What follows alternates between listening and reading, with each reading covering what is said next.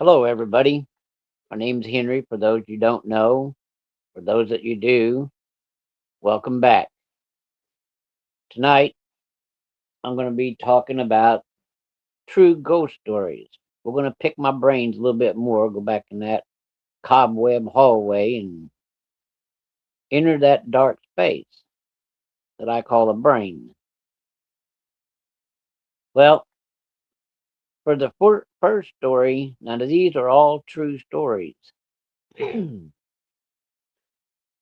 some of you that don't know what a hobo is, a hobo was a person that rode the tracks because they had a itching foot and was always on the go. They was always going from town to town, sometimes state to state. Sometimes on those destinations, they'd hop off, they'd find a place, and they'd hop off and maybe spend a day or two along the railroad track by a creek.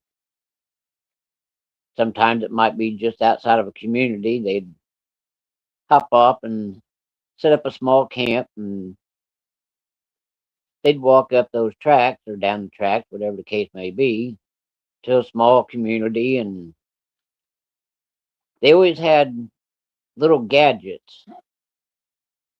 And sometimes, they'd have these made up while they was riding the rails in the old box cars. Some of them would sit around and whittle on some wood and make little figurines like little horses, little dogs, and so forth, building blocks. Others, if you give them a nickel, they'd take that nickel and where Thomas and Jefferson's face was, they'd do some etching on there and make it look like a Indian nickel. They had all sorts of little ways to make a dime or a dollar here and a dollar there. And if you was lucky enough, you'd come across one of these people and you'd end up with one of these nickels or one of these little figurine things they carved out. Now, the majority of them were just honest people, but they just had a rambling way about them. They didn't want to be tied down. They wanted to see rural America, take in all the sights and the sounds and the beauty of the world. It didn't make them bad people, and they traveled light. They only had one or two changes of clothes and something they could wrap up real quick, along with a couple of utensils. But for the most part, they were harmless. But some of these towns really treated them bad, and the railroad treated them even worse. Railroad did not like freeloaders. I don't see what the hell it hurt if that car was empty, that train car, and they wasn't painting or tearing it up. So what if they caught a ride? It was an empty car. But that's how it is. So anyway, this story tonight is about some hobos. And like I said, they were good people. If you want to kind of see what maybe sometimes what a hobo would look like, look up Boxcar Willie. He was country music's lovable hobo. Boy, could he make that whistle sound just like the real thing. I miss the sound of them old whistles. Used to hear them late at night. But anyway, it was one summer evening, and the little area where I grew up, late at night, you'd hear that old train way up north on the tracks coming. And coming from the north, it was mostly downhill. But if you're coming from the south going to the north, that was an uphill grade. You'd still hear them, and you'd hear them way, way down on the other side of the highway. crossing that old railroad bridge. And there was a slight grade there before it started dropping off. You'd hear that old thing just a bellowing in the night. And if you was lucky enough to be down there fishing along that railroad bridge, you'd see that old bright light shining up the tracks and look above and see that diesel just a rolling. Old black and gray looking smoke in the moonlight. It was almost haunting. But to me, it was a beautiful sight. I grew up loving the trains. Well, anyway, this one particular summer night back in the 1960s, there was a southbound coming, and for miles and miles away, you could hear that old train just a screaming up the line.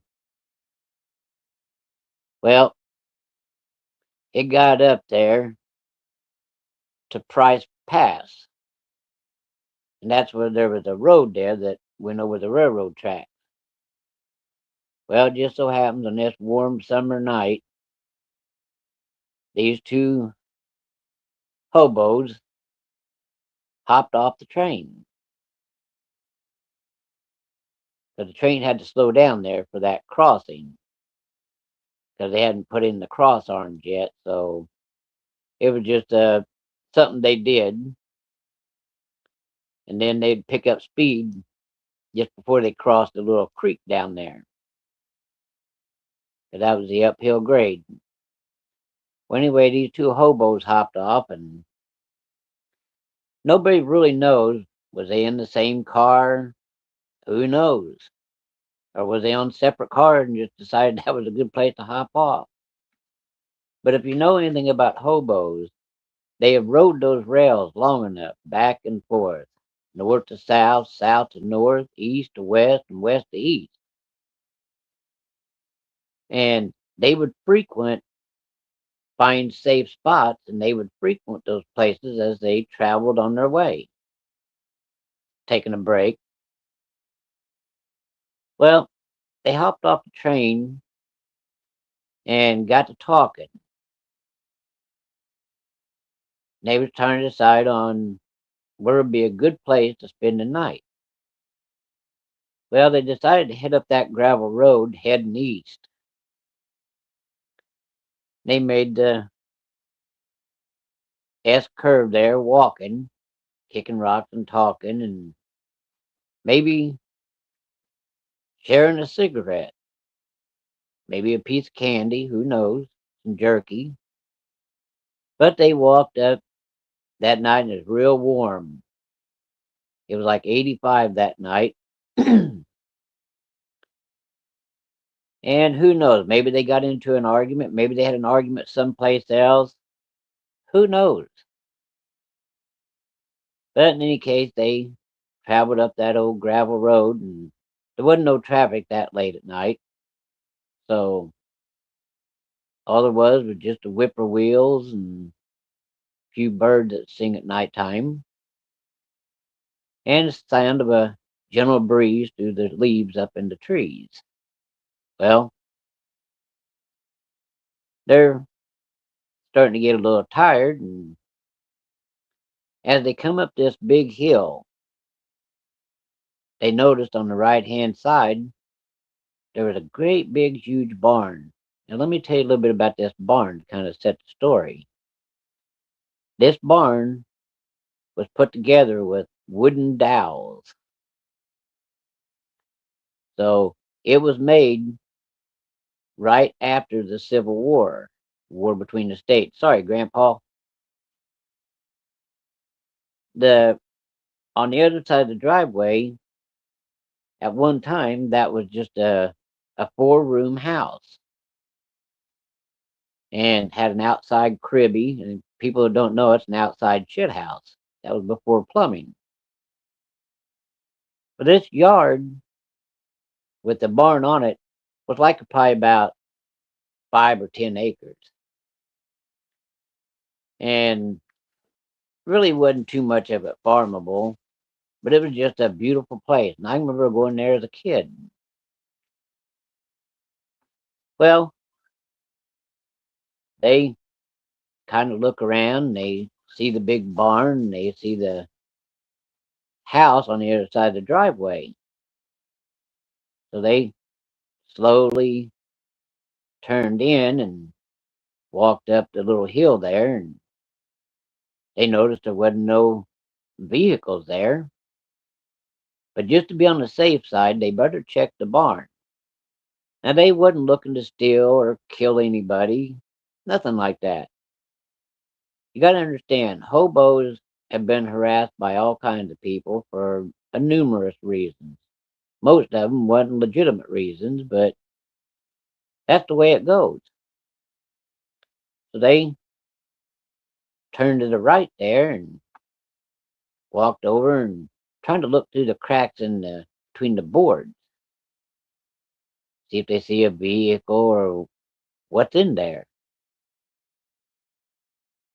Now, if you know anything about hobos, they usually won't, when they get off the train, they usually won't stay at a house. Well, same with these two hobos.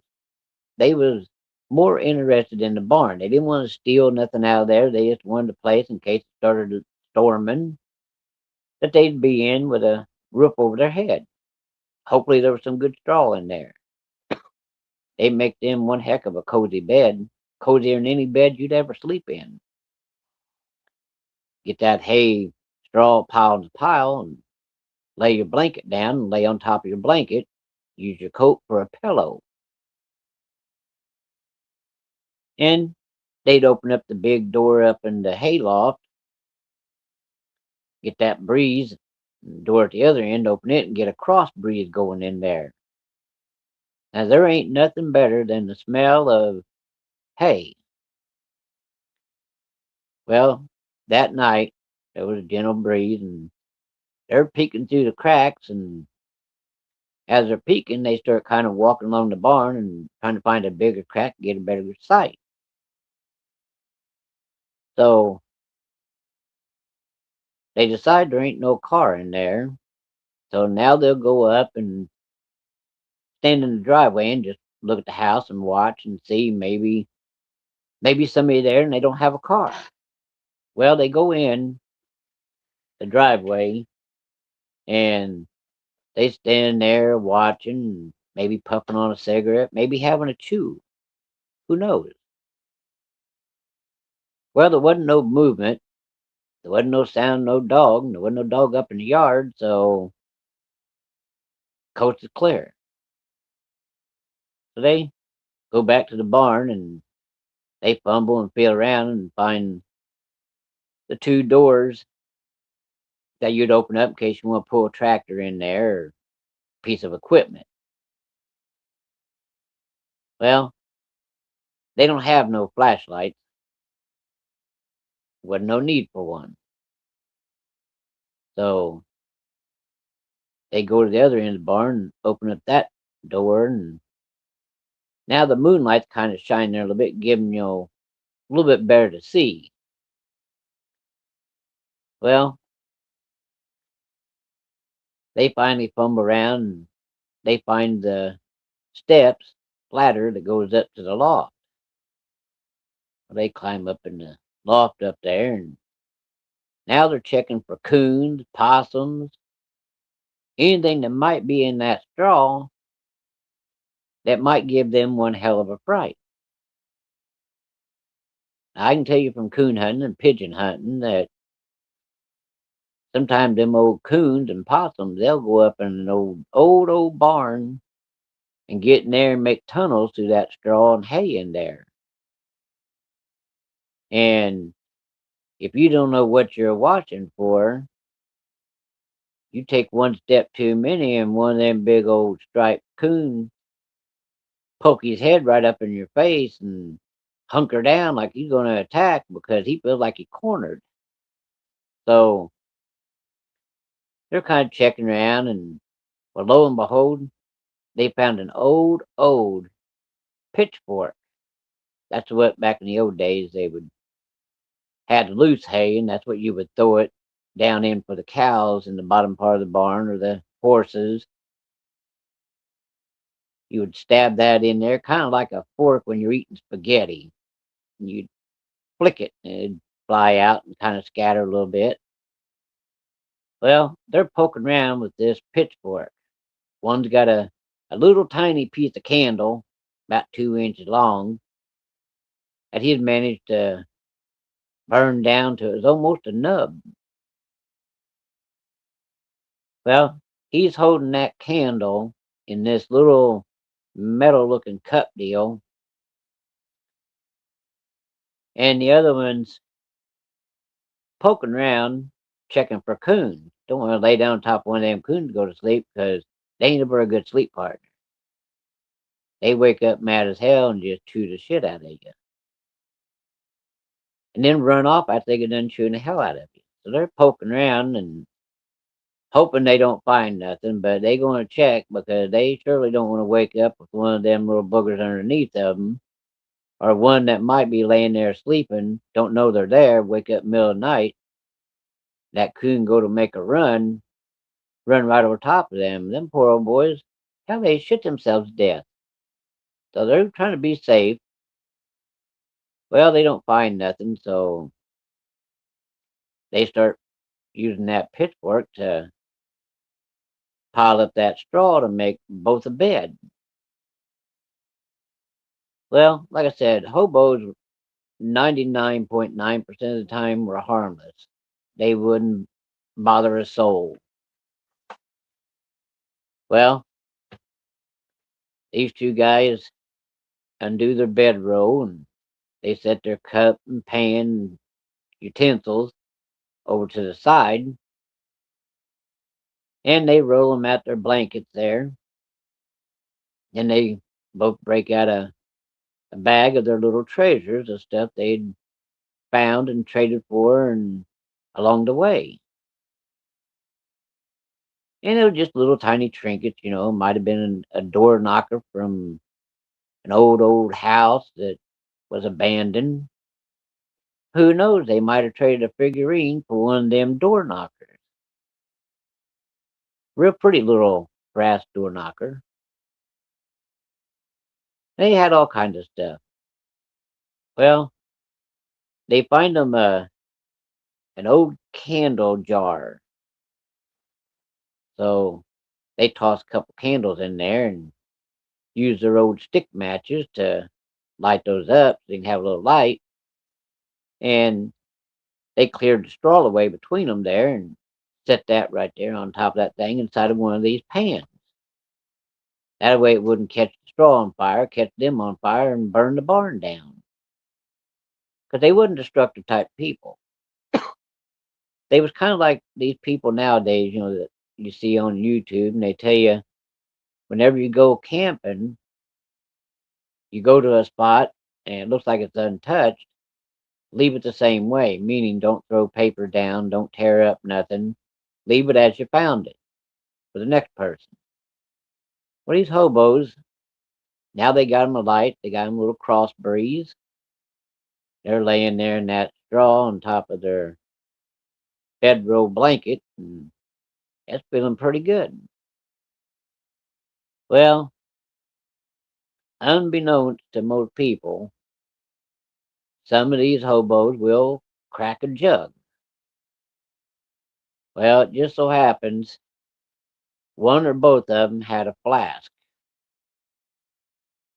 and it had moonshine in it. And if you know anything about moonshine, like old Popcorn Sutton would say,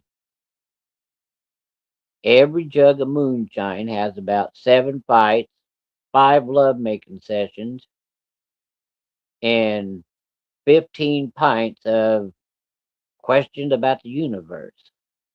So there you go. It affects people differently. Well, they start drinking, smoking maybe a cigarette or maybe on their old corncob pipe with some of that King Edward tobacco.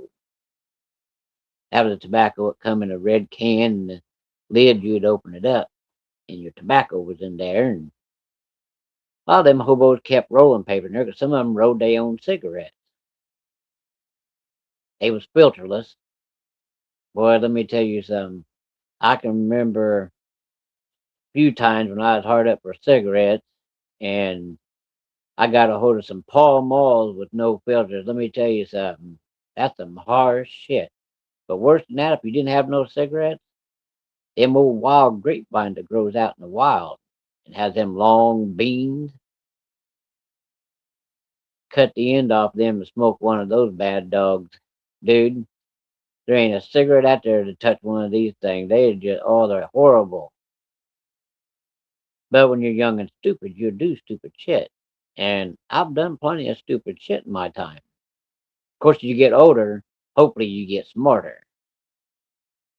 But these two hobos up there laying and drinking and smoking and just having a good time, just enjoying Mother Nature and all that Mother Nature is going to provide.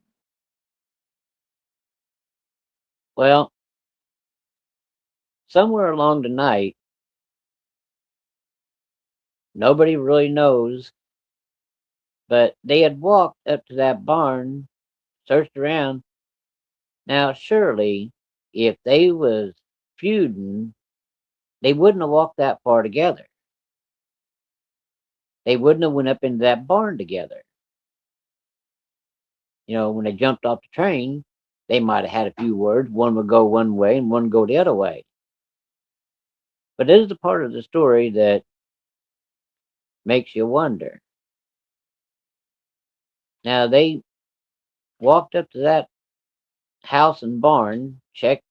They didn't go in the house, but they looked and checked, make sure nobody was, living there. And then they went to the barn, checked for coons, and laid out their bedrolls after they got their straw piled up. Now, just to show you how things can happen, go from 0 to 100 in the blink of an eye. There was a storm that come that night, rolled up really late, and they was glad they was inside that big old barn. That old barn had lightning rods, so that made it even a lot more safer. Well, the lightning was putting on one hell of a show that night. And thunder was just a cracking all around, and the rain even sounded like hell hitting that tin roof. But they was inside, so that was all that mattered. They dodged one more storm. But sometime during the middle of the night, after they went to sleep, for whatever reason, something happened. Those hobos took into fighting, and one grabbed a pitchfork, the other one grabbed a blanket. Anything's better than nothing. I know that sounds stupid, but take my word for it. Well, the one that grabbed the pitchfork is trying to stab the other one that's got the blanket. Now, the reason they know this is because when they found, a couple days later, when they found these two, there was stab holes with a pitchfork through the blanket. So, conclusion is one grabbed the pitchfork, the other one grabbed the blanket, and was trying to use it like a shield, maybe even use it like a whip every so often. Kind of like you used to make the rat tails and hit each other on the ass with them. Well, during this grapple,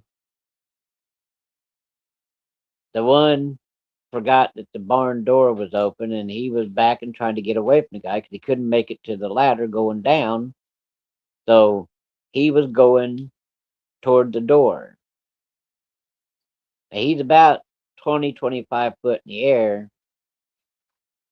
and the other one is going after him with a pitchfork.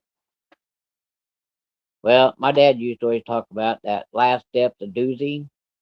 Well, he'd been walked backwards to that doorway, and The other hobo started to jab him with a pitchfork. And instead, the guy with the blanket grabbed the pitchfork, stepped to the side, and pulled.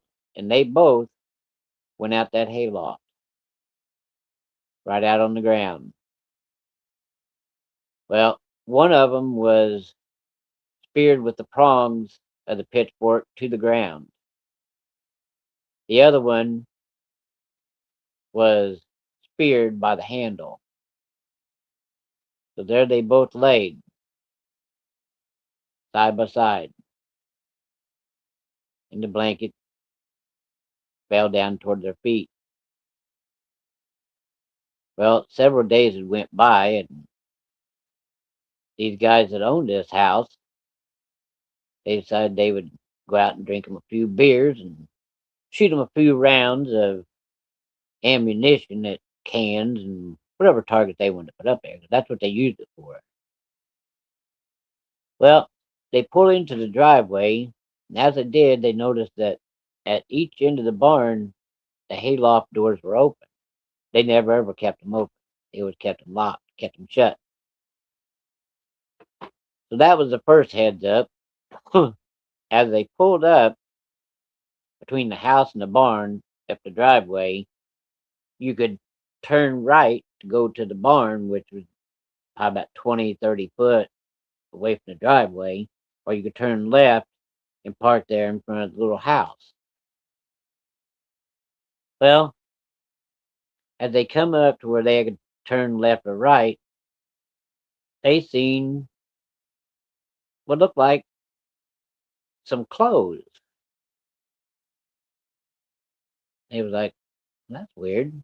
So instead of them turning to go to the house, they turned, pulled up, and yeah, there was clothes. They were still on the bodies, and two dead hobos there. So the poor guys get out of the car. They run up there real quick, and they're checking for a pulse. Nothing. It was bluish color, green. Flies were starting to buzz, so three of or two of them decided to stay there, and the other two was going to run to town and get a hold of the local sheriff to come out to the scene of the accident, see what happened, crime scene.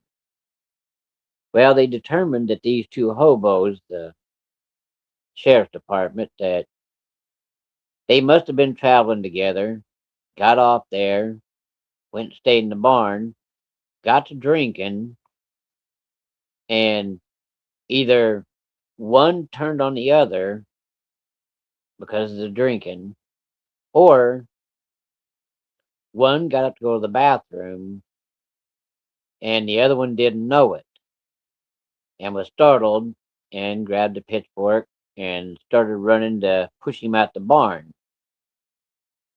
But in any case, you're going to find out in a minute what really happened.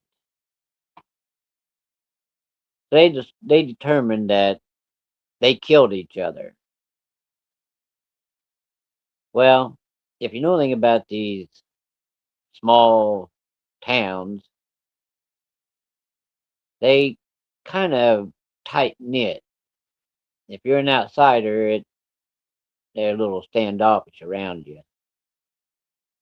Well, they went to the old local cemetery and they'd talked to the local mortician and talked to the person taking care of the cemetery, and they would donate two spots for these people, give them a kind of a decent burial, as could be, at least put them in a cemetery, and they didn't have no ID. So they dug the hole and put them in there. Those two graves are still marked today in this little country cemetery. Matter of fact, it's in the cemetery where my dad's buried. They planted two trees over top of where they was buried, and there's two markers there, just plain markers, no names. Well, anyway, now you're gonna move up to when I was in the Boy Scouts for a short time. My parents thought it'd be nice for me to understand how other little boys acted around each other, so they decided to put me into the Boy Scouts. I learned a lot, but anyway, in this small town, the tracks run right through it, right dead smack in the center of it. Well, come one Saturday morning, and we'd already had this plan, the Boy Scouts, we was gonna hike up the railroad tracks up to this kid's. One of these kids' parents was one of the owners. There was 4 or 5 people that owned these here, this cabin and the barn, and the little property. So we're hiking up there, and this kid I went to school with, he's kind of telling the story as much as he can remember as we're walking up the track. Well, halfway up the track, we decided to stop and have a little nibble of food and suck on our canteens, which we'd all brought with us. They was the old time Boy Scout canteens. They were round and they wasn't real thick. They wasn't like the fancy canteen. They was just a Boy Scout. Had a little emblem on them. Said Boy Scouts of America. Had the wolf head on it. Really made you think you were something. Funny how the little things meant the most back in those days. But we get done eating and we start on our way, and we come across the little bridge across the creek there, and luckily we hadn't seen no trains yet. I heard one coming, so we was kind of like hopping on those railroad ties, as we was walking and talking, listening. Well, we crossed over what they called Huff Creek. That's what we called it back in those days. And there's even a sign down there that says Huff Creek. And at the other end, there's a sign that says Huff Lane. And all it is just a field road that runs all the way back to this creek. Farmer got tired of his corn being run over and his beans and hay, so he just made a permanent roadway down along the track, but in the field. 'Cause people go down and go fishing. Some people go skinny dipping. Personally, I never did like the skinny dip because I always had to figure that them damn fish, some of them is retarded fish, and they bite your tallywhacker off. I wouldn't gonna do no damn skin surfing. I don't think so. I'd caught some snapping turtles out of there. Can you imagine what they do to you? I don't think so. But people did do it. People camped out there all the time. We got there to that bridge and we listened real close, looked both ways. Well, kind of like in the movie Stand By Me, where them boys is going up the track to see a dead body. Well, we make it up to where the road is, where them hobos had got off that train. So,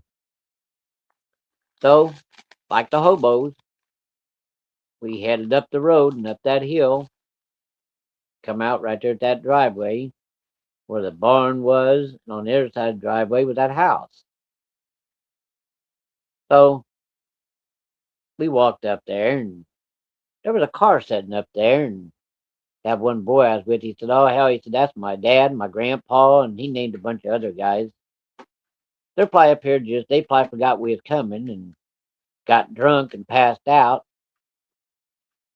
They'll leave as soon as we get up here, and I'll go tell my grandpa we're here.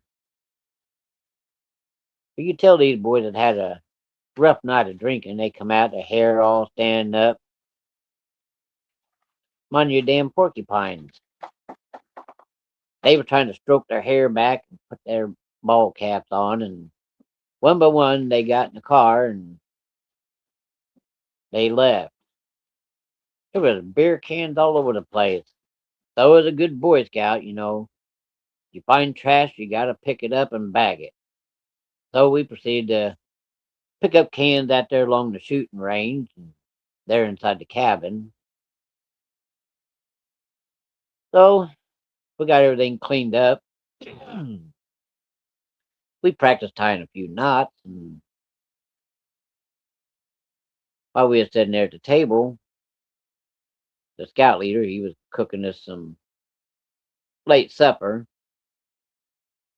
Well, this boy got to telling. He goes, "Now tonight we may want to set up tents out in the yard." He said, "This house is haunted." And he said, "That ain't bad enough. The barn's haunted." He said, "All kind of weird shit happens." He said, "Even when I come here to Grandpa and Grandma or Dad and Mom," he said, "I don't like sleeping here." He said, "I spend the whole night just peeking out from under the covers because shit moving around and slamming and people talking."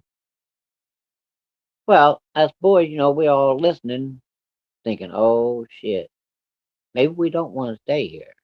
Maybe we want to camp in the yard. But if it comes up a storm, scared or not, get away from the lightning and rain and hail and wind, we would run either in the house or in the barn to escape the weather." So it was decided that half of us was going to sleep in tents outside. The other half decided to take the easy way out. They was going to try to sleep in the cabin near the house. So luckily there was two camp leaders, two Boy Scout leaders, and one slept with the ones in the house, and the other one slept out there in the yard with us. Well, after sitting around shooting the shit and passing a lot of time and just having fun, just being kids,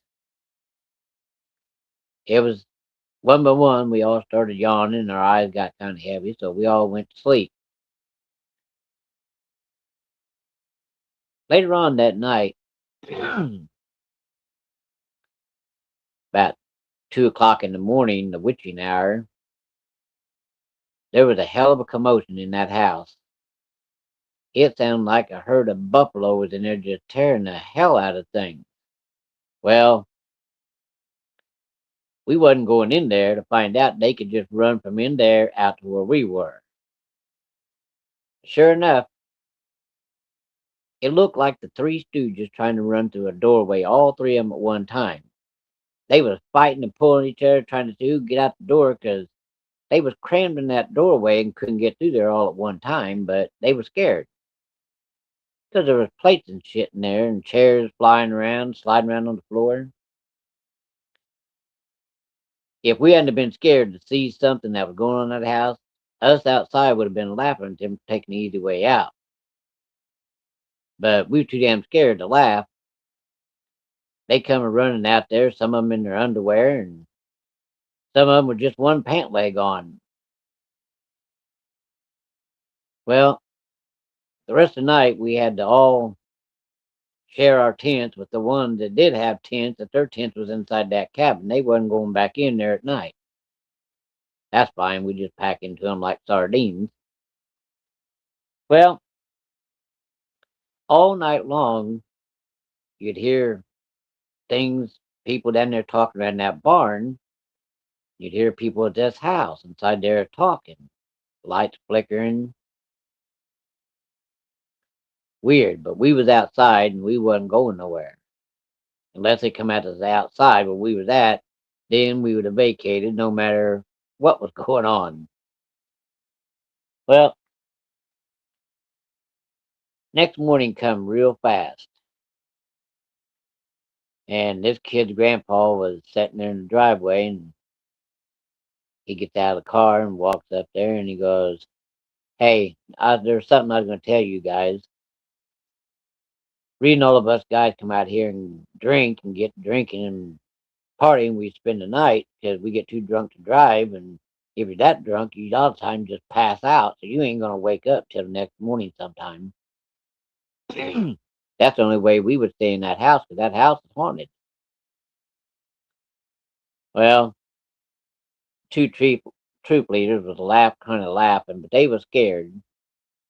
He said, "So you guys are gonna stay for a few days?" He said, "Well, just be careful.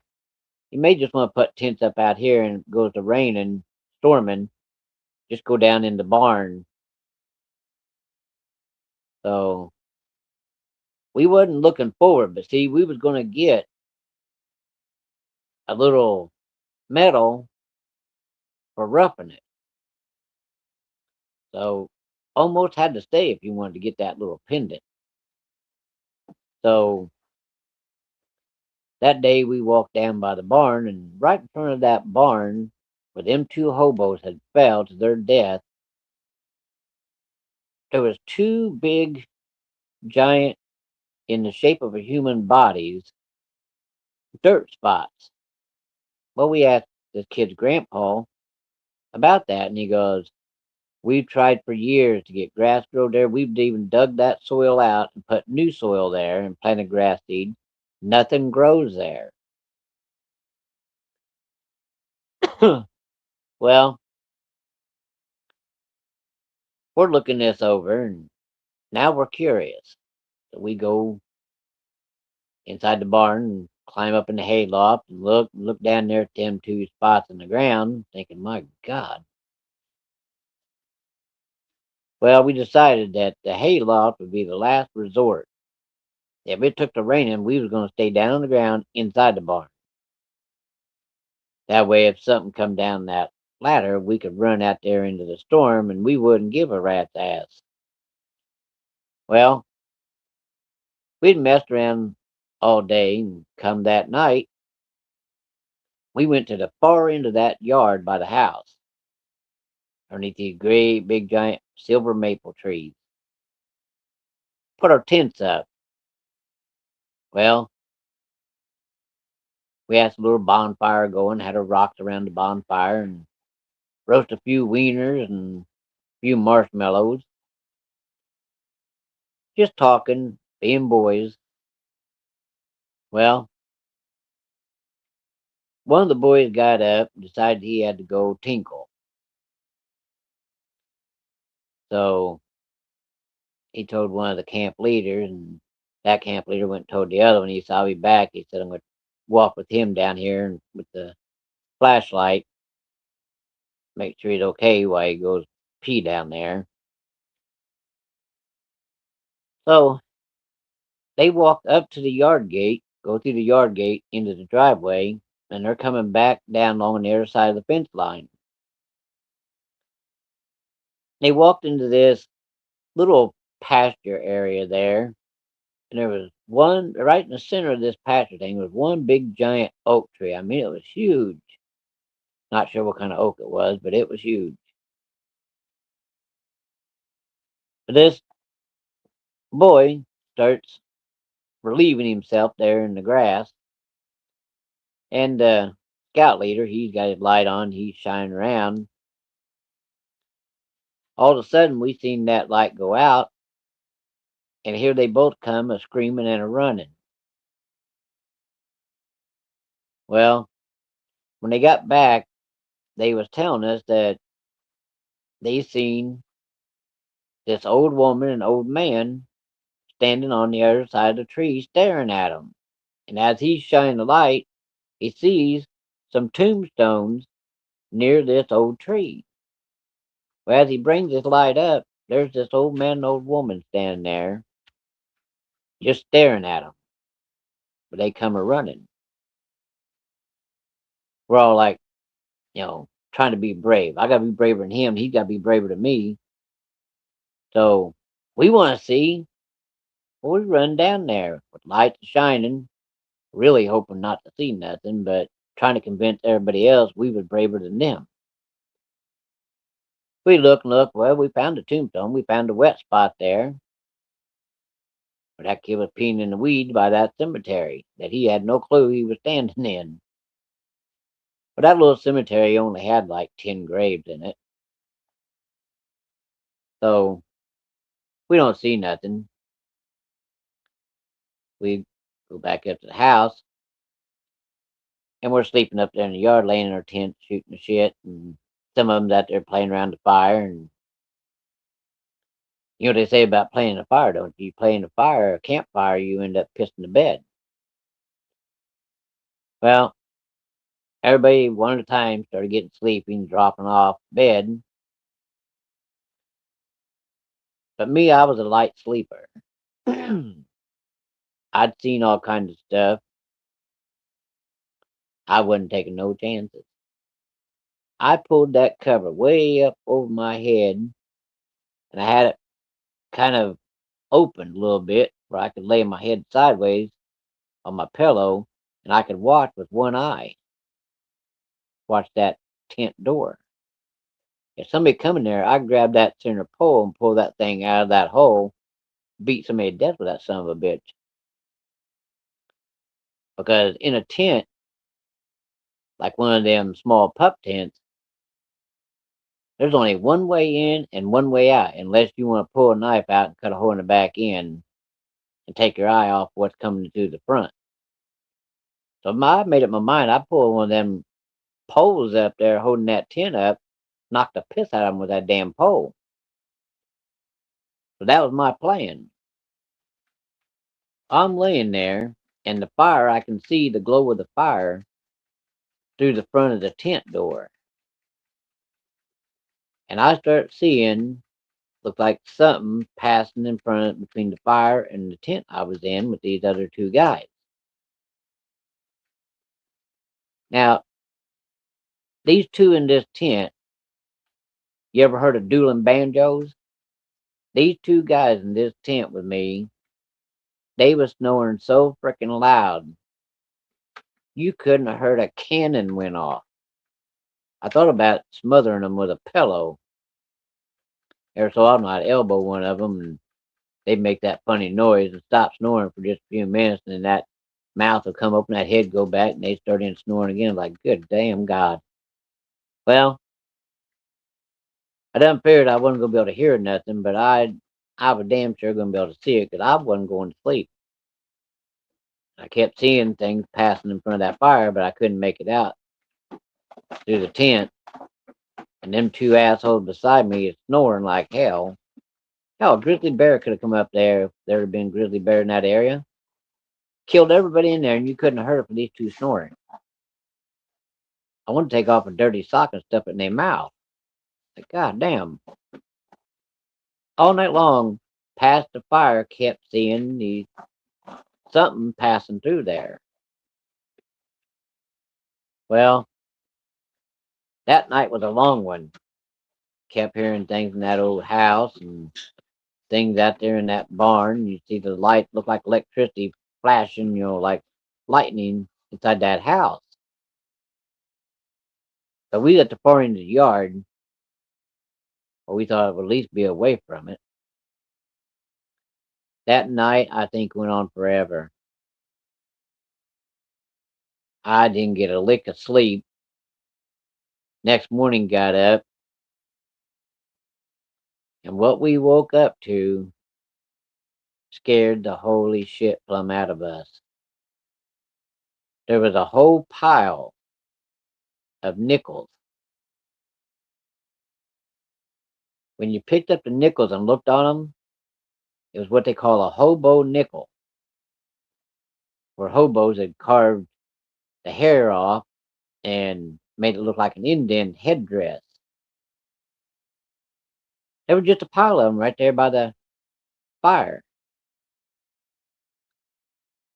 Well, that was creepy. But what we found next made us want to pack up and leave. Button or no button. We found in all the trees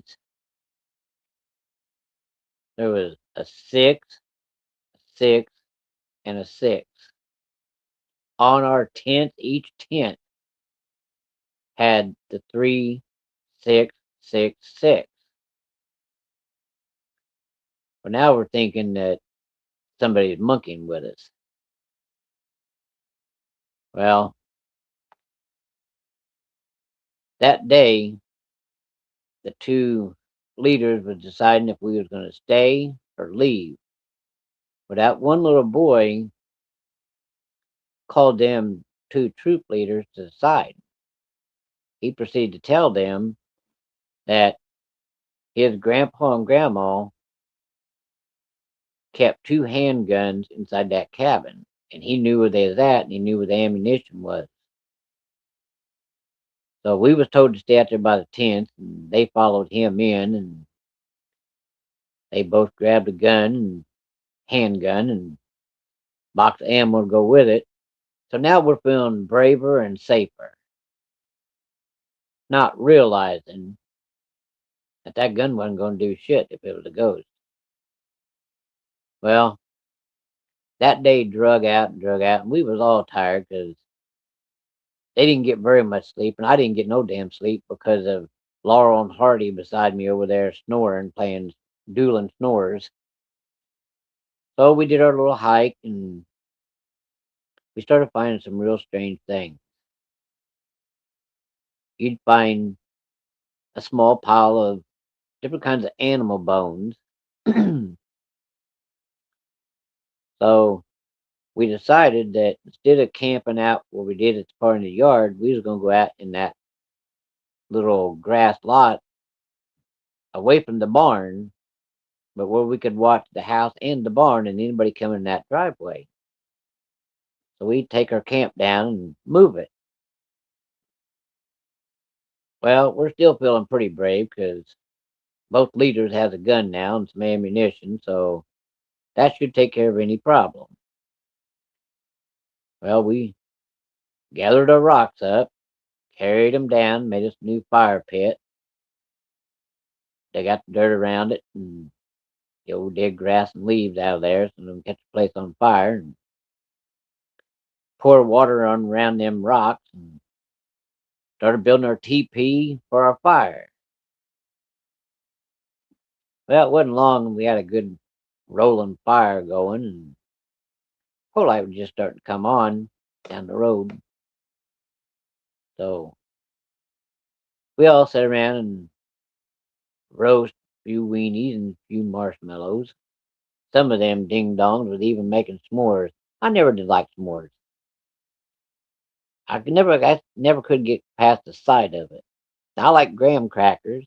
I like chocolate. I like marshmallows. And I know if you eat those, singular or whatever, it still go down the same hole and it's going to mix down there. But I don't have to taste it when it's down there. So I ain't eating it. So we sitting around shooting shit. And next thing you know, one boy got real quiet and he's looking over toward the house and he'd look over toward the barn. And we seen two off in the distance what looked like two hobos coming up that driveway. They looked toward the house, listened, and they walked a little bit, looked toward the house. They turned and went to the barn. Well, see and hear the barn door open. You see it close after they go in. Then a short time later, you see them both come flying out of that hayloft. But what we seen didn't make sense with the story that was told. What we seen was two hobos trying to get away from something else that had the pitchfork.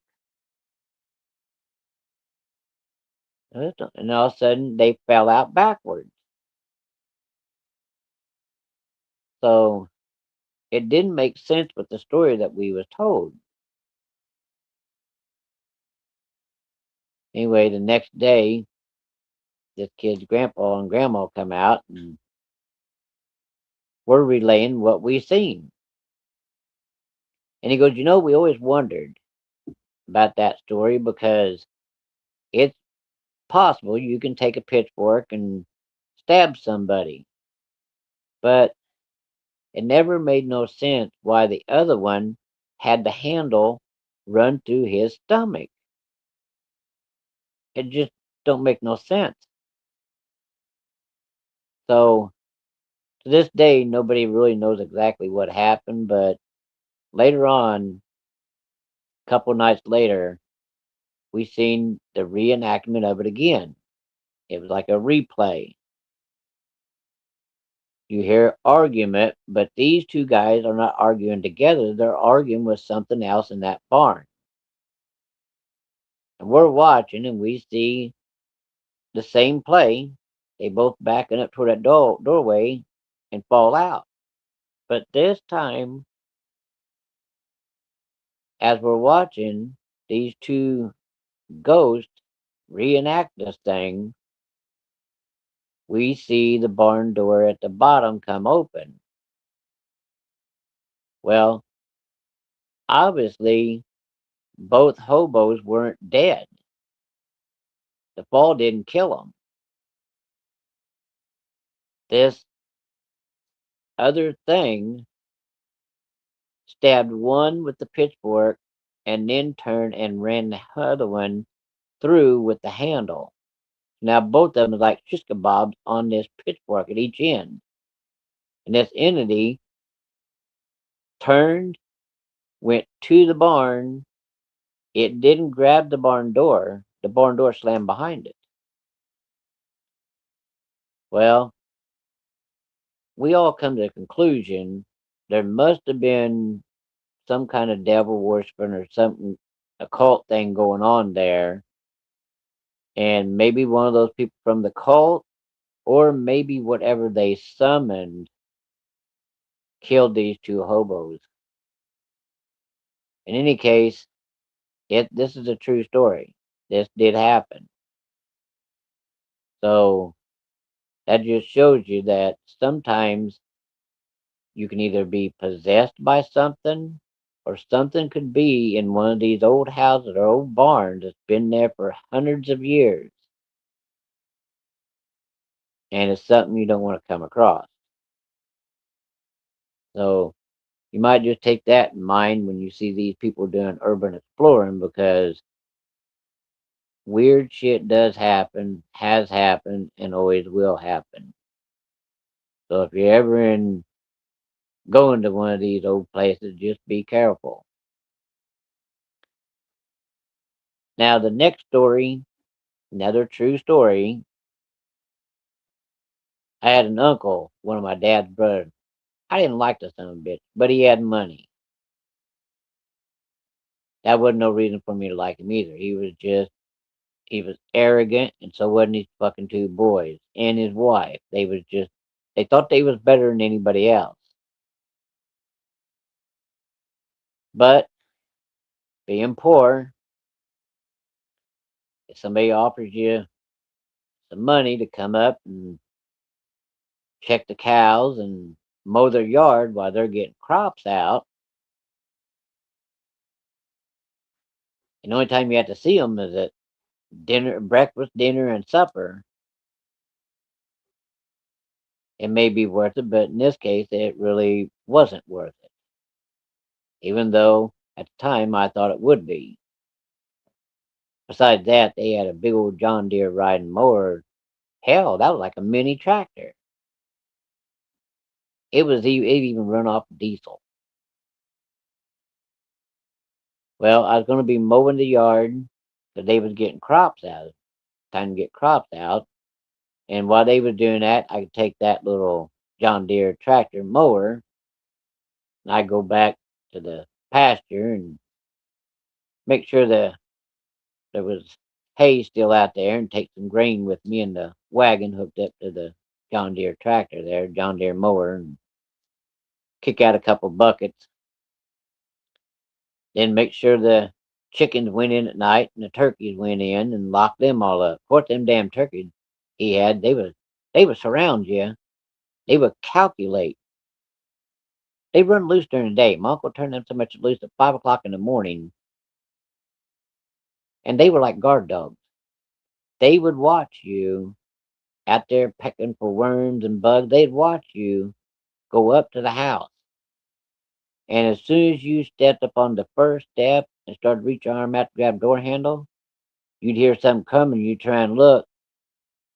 Here come a couple of them old tom turkeys all bristled out and that damn long beard flopping. They come after you, corner you. I'd knock the shit out of them. They'd flog the hell out of me, all right. But I'd find me a stick or something out there and just knock the piss out of them. Every day was a fight with them bastards. Well, they had the John Deere mower out there, and they left a note on it that they filled it full of diesel and hooked the little wagon up. And they had a real long driveway, and I had to mow each side of it, and then along the fields and the yard out by the barns. And they were just real nitpicky. They were just arrogant assholes. But hey, it was money, and I got to do something I like doing, which is driving that big, huge John Deere diesel. That was nice. It was fancy. It had hydraulics, everything. Well, hell, I thought I was shitting in tall cotton.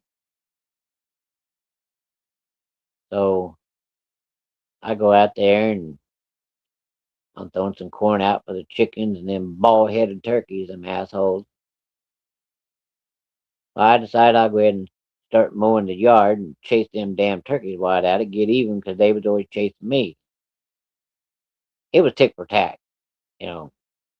They'd chase me to the door, flog the hell out of me, peck me, and I'd pick up a rock, a stick, a broom handle, whatever I could find, and I'd chase them some bitches around the yard, knocking the piss out of them.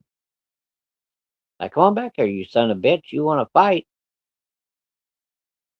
Ain't no damn gang fight. It's me against about 15, 20 of these freaking turkeys. And had I been a little bigger and I'd had the key to my uncle's gun safe, I'd have grabbed a pump shotgun. We'd have been having Thanksgiving a lot earlier. But anyway, I'm out there mowing and I get that long driveway each side mowed. And I start mowing the yard chasing them damn turkeys.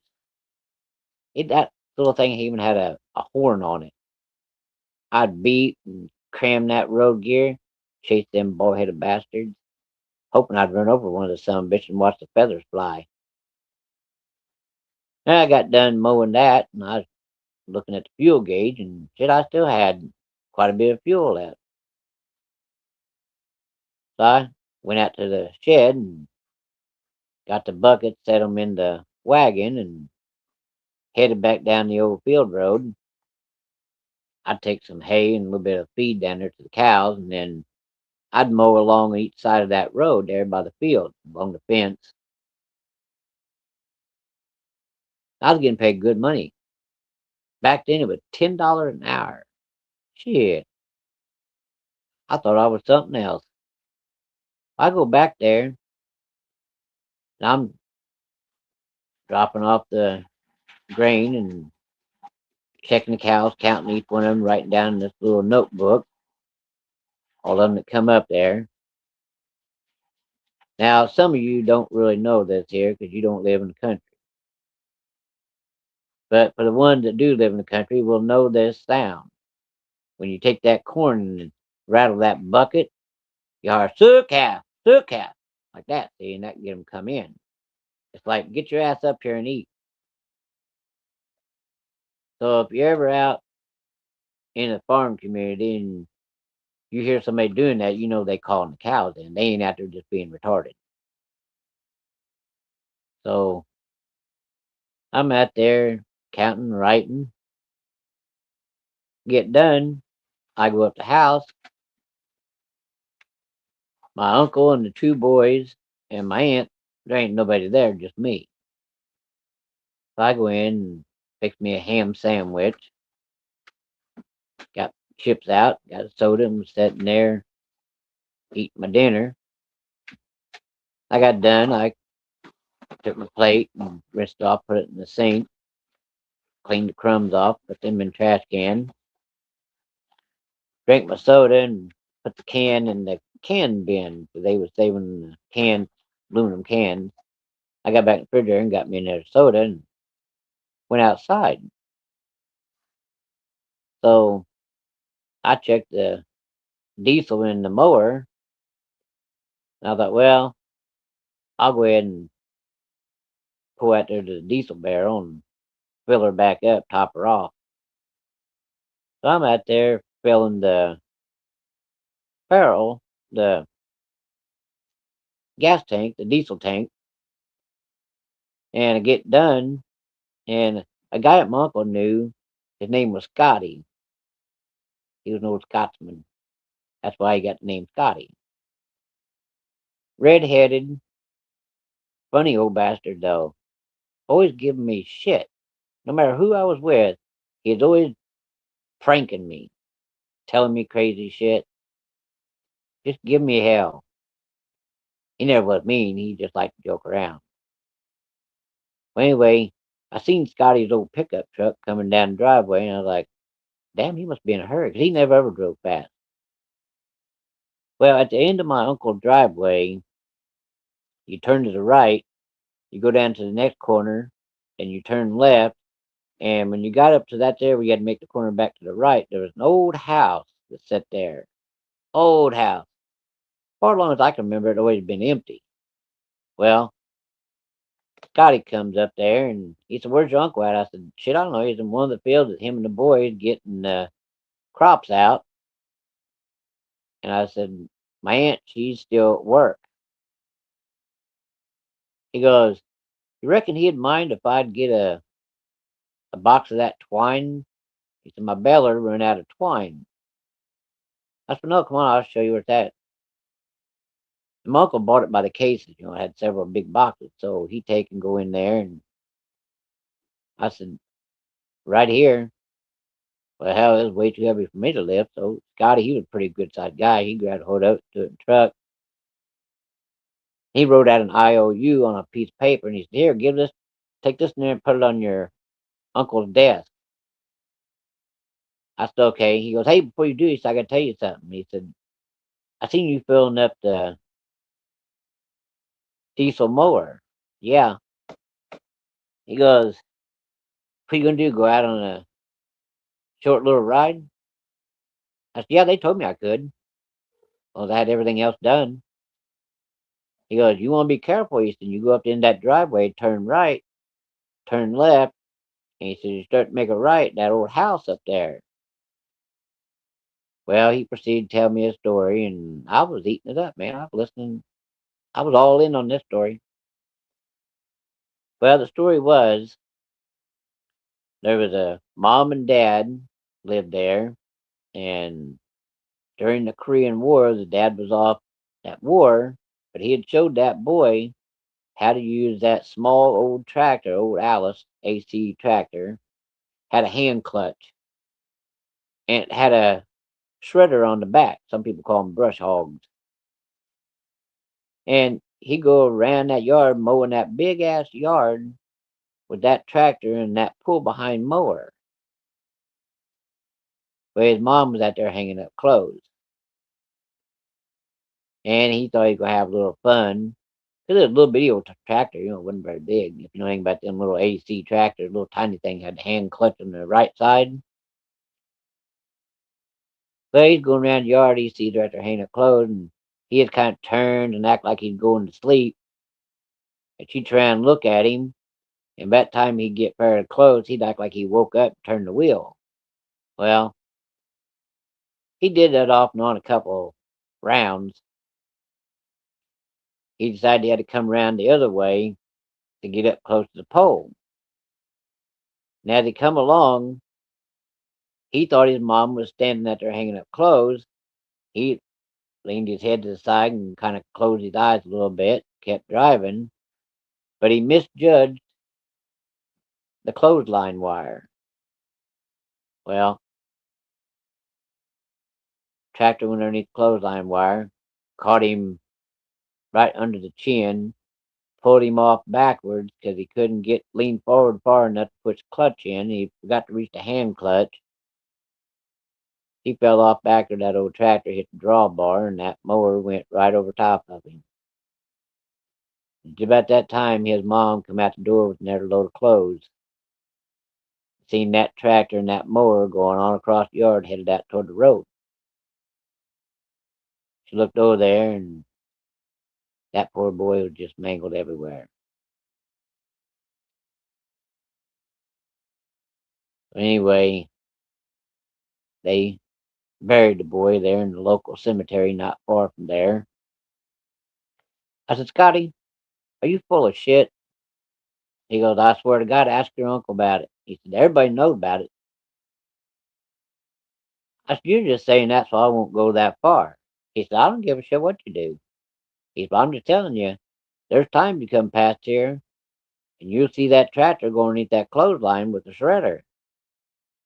He said, it make the hair on your head stand up. He said, it scared me so bad, he said, the hair on my ass popped like a banjo string. I was like, get the hell out of here. You're so full of shit. He goes, you wait. You go ahead and ride up that way. He said, I dare you go up there at nighttime. He said, take that John Deere tractor, get headlight, tail light. Tell your uncle you want to run up there. I said, well, I don't even have to tell him. I'd just do it anyway. I said, he wouldn't give a shit. I said, hell, they don't get home till sometimes way after 1, 2 o'clock in the morning. He goes, I'm just telling you, dude. He said, scared me so bad, he said, I pissed myself. I said, Scotty, you sure you ain't painting this color just a little bit brighter than what it is? He goes, I'm telling you, I swear to God. So now I'm curious. I wanna I wanna see this tractor come across that yard underneath that clothesline. So I him hauled around and Scotty said, well, I gotta get back to work. I've already pissed enough of the day away. He goes, but you mind what I tell you, boy? I got you. So he waved goodbye and down the driveway he went. I couldn't wait for him to get to the end of that driveway and make a turn. I went out there and fired up that John Deere mower. I looked at all the gauges, everything is registering cool and everything, so I was good for go. I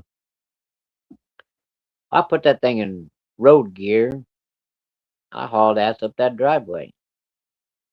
Got the driveway, I pushed the clutch in, the brakes. Looked both ways. I didn't see no dust, nobody coming, so I throttled that old bad dog up and around that corner I went. There's me on the tractor, little wagon behind. Well, I'm bopping up through there, enjoying a nice breeze. Come up to the corner there, and I turned to the left, and I turned right out of the driveway.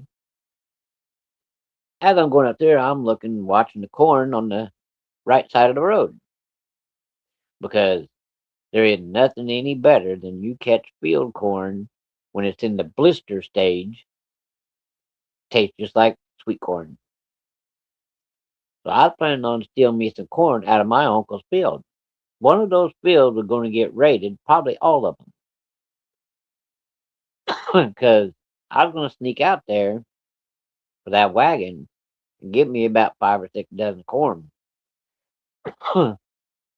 I cook them myself. So I'm watching the corn, thinking, yep, the old silver hairs are starting to turn a little bit brown. That's what you got to watch when you go up there. See, I'll tell you how you do this.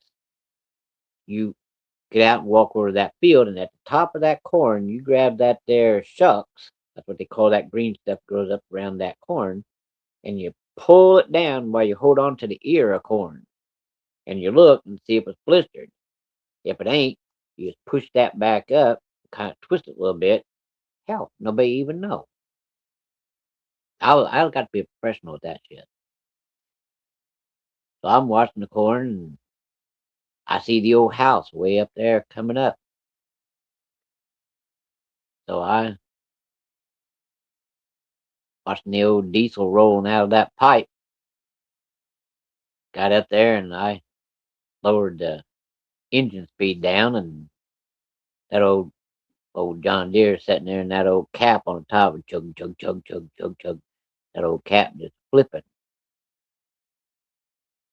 I'm sitting there looking and thinking, well, hell, I don't want to stay in the road. I shit, somebody come flying around the corner, hit me. I pulled up in the driveway and pushed the clutch in, put both brakes in. It had a brake for each side, or you could hit both brakes at one time. You throw that little metal thing over and hit stop both brakes. It even had a suitcase weight on the front of that damn thing. That's how big this thing was. So I'm sitting there and watching, and I don't see nothing. I'm sitting there looking around, waiting to see this little Alice Chandler tractor with a hand clutch. Oh, hell, maybe it only happens certain times. So I'm thinking that maybe I'll check back later. There, I'll go ride some more and drive some more on the road, old gravel road. So I reached down with my foot, pushing the clutch with my left foot, my right foot. I'm holding on the brake. I give it a little gas, diesel, and turn the key, and light turned red. I waited. You have to wait for that glow plug. When that red light, orangish red light, go out, that means it's ready to start. Then the little green light come on, you turn the key on, turn it to the start position. So I did. Boy, she purring like a kitten. That old diesel just rolling out of that pipe, and that little cap chug chug chug chug, make like a clapping noise, sound like two pieces of metal, clap clap clap. Ah, that was neat as hell, like them big tractors. My uncle had them big tractors. He had a 4020. Then he got later on got them bigger cab tractors. But that 4020 he had, let me tell you something. He used that thing in the fair in pulling class. He never had a problem with walking away with the prize. Now my other uncle had those David Brown tractors. Let me tell you something. For a cheaper made tractor, it was just as good as a John Deere, but just half of the price. He and my uncle, other uncle, between the two of them, they walked away with the pulling tractor class all the time, the little trophies and the pot of money. Both good brands of tractors. I like the Ford tractor, the International. I like all of them. But my favorite was the Ford tractors and those little ones they called David Brown made by Case. Them, them things, they were really workhorses for no bigger than they were.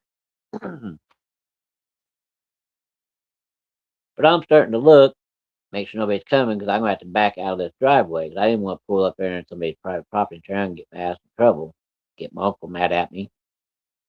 He didn't like me anyway, but as I'm looking behind, something catches my eye and I turn and look and I see that clothesline.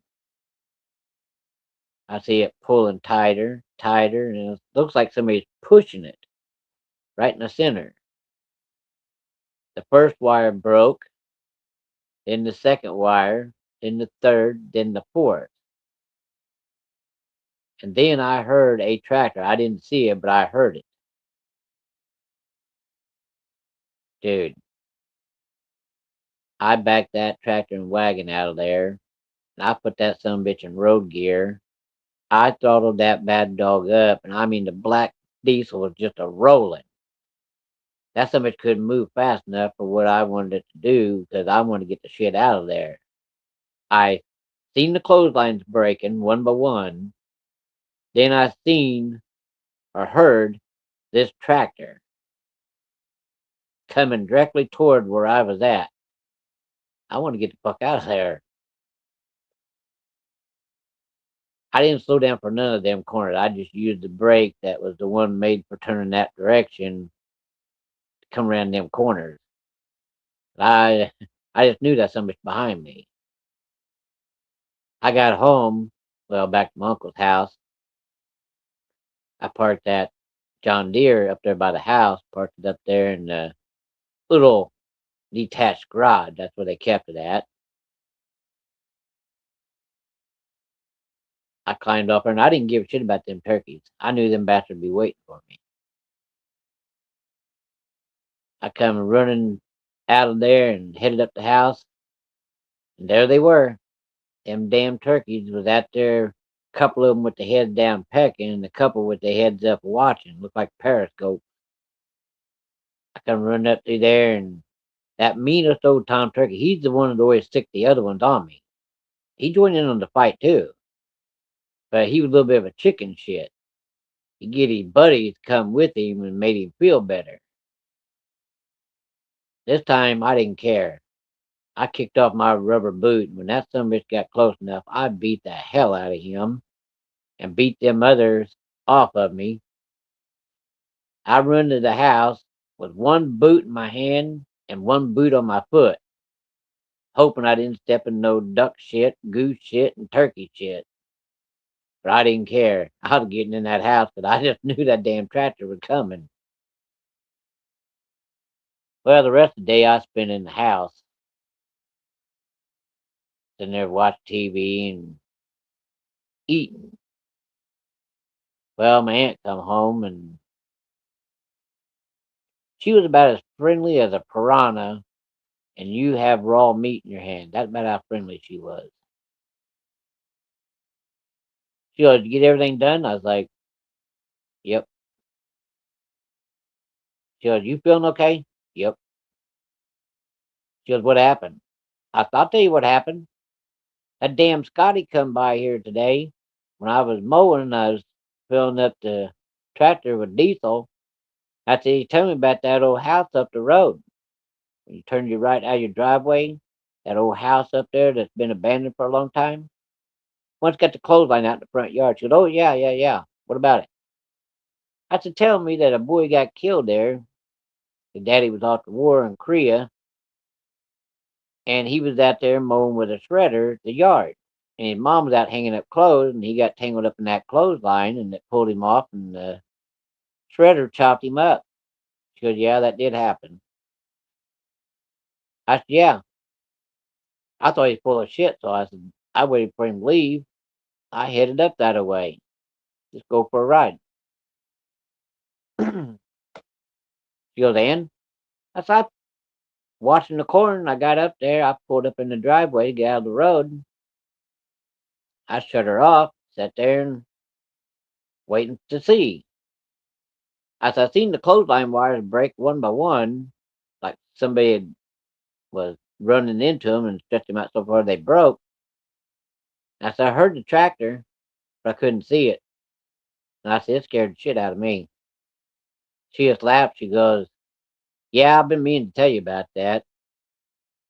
She was going to tell you if you do go for a ride, turn left out of the end of the driveway and go that way. Don't go to the right." I said, scared the shit plumb out of me. I said, I was so scared that when I got back here, I parked that tractor inside that garage that ain't attached to the house. She goes, "Yeah." And I said, I kicked one of my rubber boots off, so I knew I was going to have to fight them turkeys to the house. And I said, they attacked me and I beat the shit out of all of them. And I said, I know my socks have got duck shit, goose shit, and turkey shit all over the bottom. So I said, I took them off, put them in the hamper there in the mud porch. She just laughed. She thought that was funny as hell. She goes, all you have to do when you open up that door, have you ever noticed that bucket of corn sitting by the door? Yeah, I said, but I didn't know what the hell it's for. She goes, that's what it's for. You get a scoop of that, open the door, and throw it. And them turkeys and stuff will go out there to that corn, leave you alone. I said, well, what about when you come back? She goes, well, that's what we've been trying to figure out. But she said, if you're leaving the house, I said, they don't bother me when I leave the house. It's when I come back. She goes, out there in the shed where you parked the mower at? I said, yeah. She goes, up in the very front on that workbench, there's a woofle bat. Grab that son of a bitch, start carrying it. Say, if you kill one, just dress it and we'll have it for supper. I said, I guarantee you I will. Well, I told a friend about this years later. So one night we was all out riding around, ended up in that area. These boys had a few sips of Mad Dog. That's Mad Dog 2020 Grape Concord wine. That shit, oh god, it's nasty. But it's a cheap drunk. Next morning you don't want to drink a glass of water because it make you just as drunk as you was the night before. Make you sell them damn Buicks in the toilet too. We go up there, and right before we get there, we see this tractor. And this is late at night. We see this tractor come flying across the road, goes in the ditch, up the little embankment, and disappears before it goes into the cornfield. We all looking at each other, and I said, "I told you." So they want to see this. They pull up a little further and get up there even with the house and look, and there's a lady standing up there in the moonlight with an old apron on, long dress, and she's got her hands up to her face. And we look to where she's looking at, and it looks like just a pile of clothes tore up and flesh. Dude, let me tell you something. We had one of the big bottles of Mad Dog, and we was about done with it. There wasn't none of us feeling no pain. But I'll tell you what, when we seen that, there wasn't a sober person that got sobered up that damn quick. We left and never went back there. We never even talked about it after that. So if you're ever up in that area and you see it, well, you've heard it first right here. A true story that did happen. Well, I just wanted to pass along a few stories to you. That's some true ghost stories that I'd been involved with that are true. These are true stories. Now, there's another one, the last one I'm going to tell tonight. There was a place, a low water bridge, and it was at the end of my uncle's property, way out in the boonies.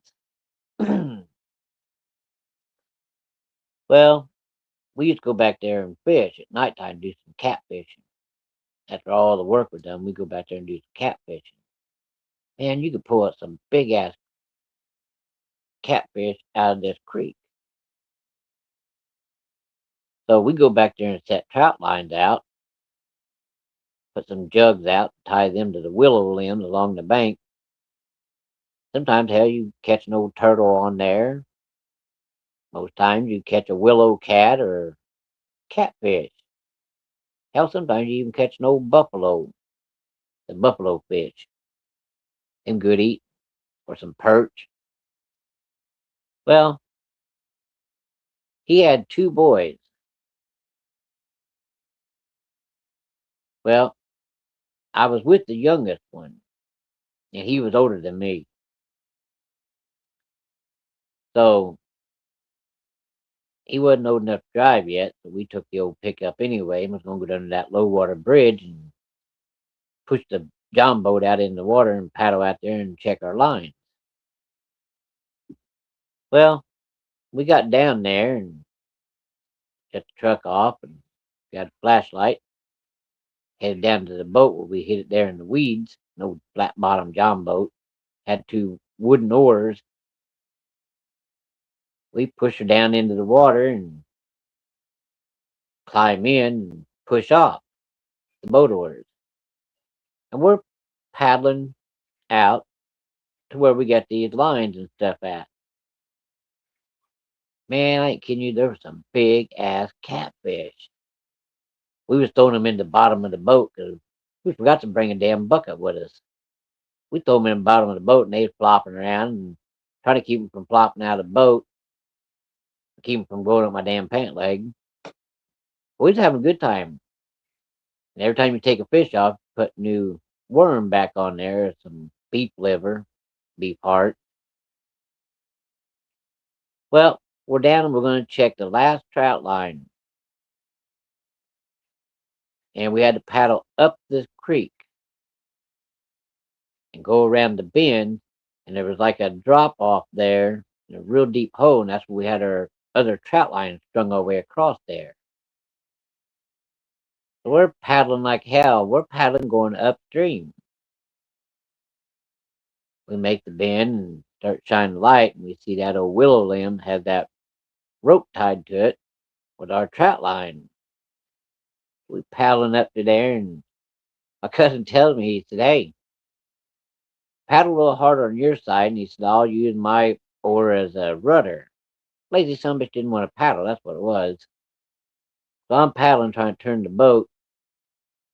We finally got up there and grabbed the rope, started pulling.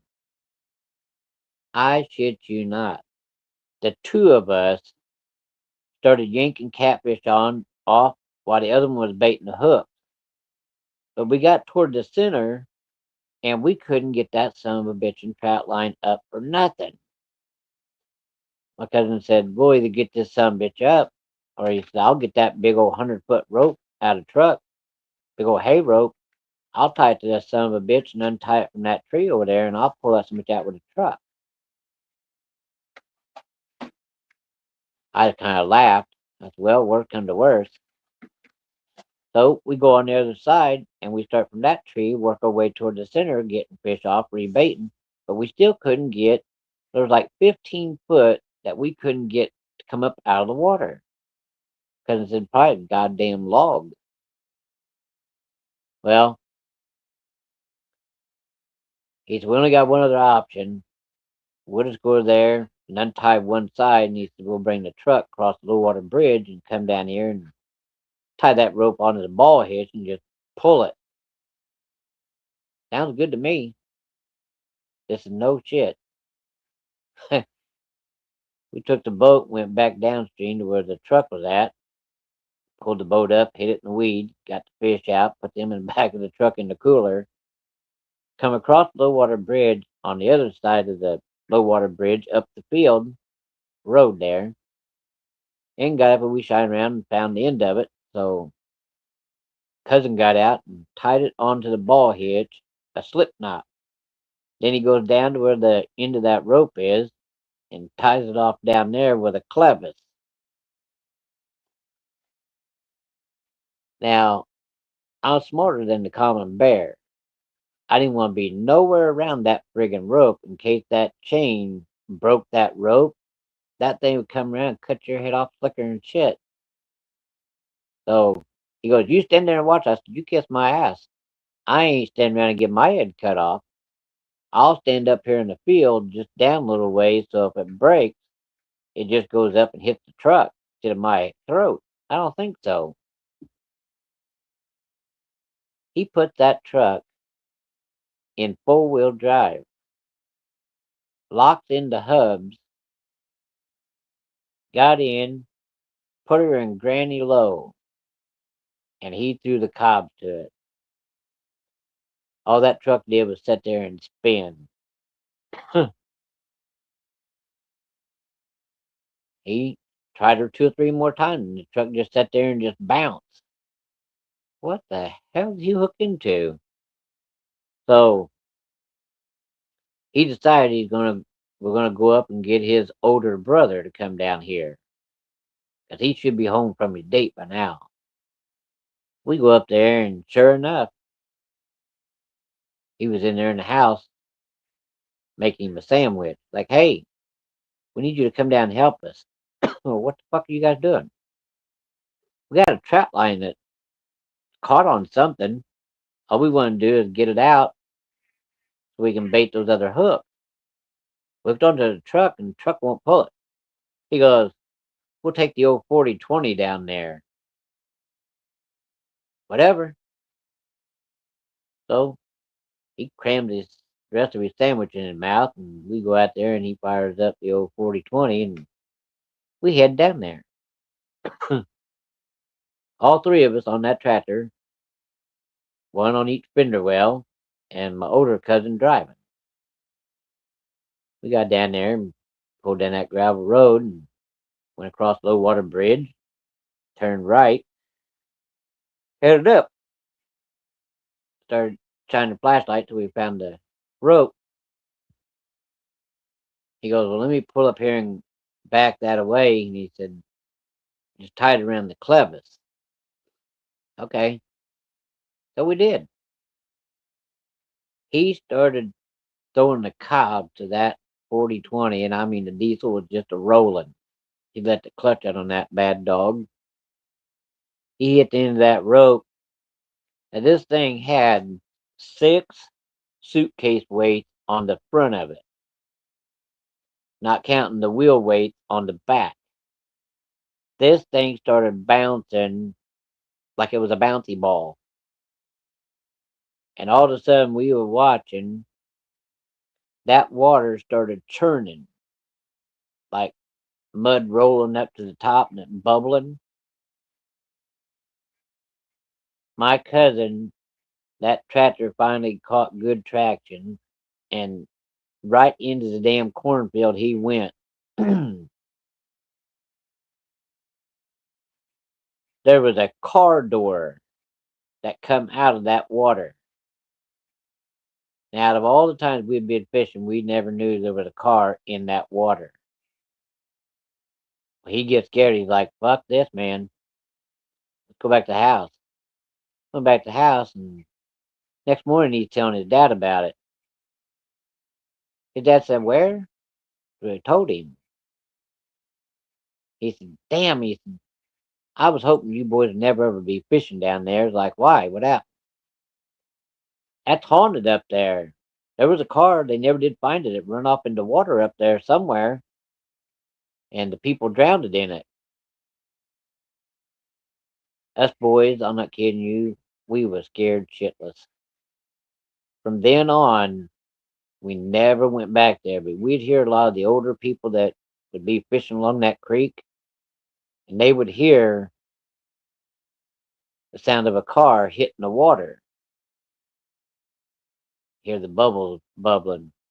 Well, up until my uncle died, he had that car door in his shed. Just an old car door. I don't even know why he kept it, but eventually they went back there and had a towing company come in. They pulled that car out of there, and it still had the skeleton still inside the car. God damn, we never went back there again.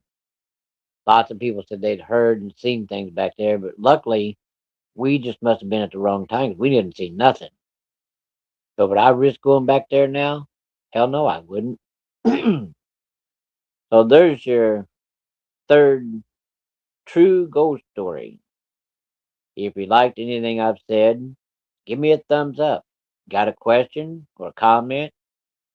Leave a comment or a question. Check out some of my posts in the post section. You can also check out some posts from Ethan in the community section. And if you ever want to, you can post stuff in there. Just give me a shout out. Thanks for watching, and I'll catch you in the next one. Good night, everybody.